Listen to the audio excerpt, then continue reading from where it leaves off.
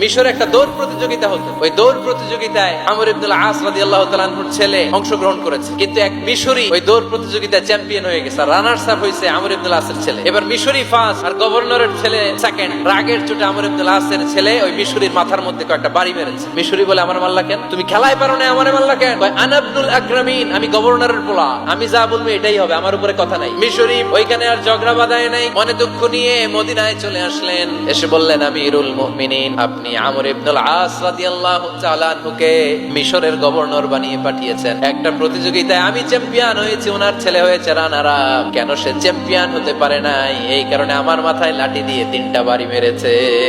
ওমর ফারুক বললেন, তাই আগামী বছরের অমুক তারিখ আমি সব গভর্নরদেরকে ডেকে হিসাব নিতে, ওই দিন তুই থাকবি। ওই দিন 7 রাজ্য থেকে 7 গভর্নর হাজির, গভর্নরদের ছেলেরাও হাজির, মিশরীয় হাজির। 7 গভর্নরের কাছ থেকে 7 এলাকার খোঁজ খবর নেয়ার পরে ওমর ফারুক বললেন, আইনাল মিসরি, মিশরি লোকটা কই, এদিকে আয়। মিশরি সামনে আসার পরে বলল, আমর ইবনুল আস, তুমি মিশরের গভর্নর, তোমার ছেলে সহ তুমি আসো। আমর ইবনুল আস এসে সামনে বসে রইলেন। এবার বললেন, ও আমর ইবনুল আসের ছেলে, তুমি নাকি ইবনুল আকরামিন গভর্নরের ছেলে, তুমি যা বলবা মিশরে নাকি তাই হবে, তোমার নাকি অনেক দাপট। নিজে একটা লাঠি এনে মিশরীর হাতে দিয়ে বললো, এবার তোর মাথায় যতটা মারছে তুই ততটা গুনে গুনে মার, আমি দেখবো। আমর ইবনুল আস দেখবে, আমর ইবনুল আসের ছেলেরে তুই এখানে মার। সে বলতেছে, থাক, আপনি বলছেন এতেই যথেষ্ট, মারা লাগবে না, আমি মাফ করে দিলাম। ওমরে ফারুক বলল, খবরদার, মার, মার ওর মাথার মধ্যে। মিশরী ওমরে ফারুকের ধমক শুনে ভয়ে ভয়ে 3টা বাড়ি মারলো। এই বাড়ি মারা দেখেও ওমরে ফারুকের হৃদয় ঠান্ডা হয় নাই। লজ্জায় আমর ইবনুল আস, বয়স হয়ে গিয়েছে, সাহাবা, মাথা তখন টাক, মাথায় চুল নাই, লজ্জায় মাথাটা হেট হয়ে মাথাটা নিচু করে রেখেছে।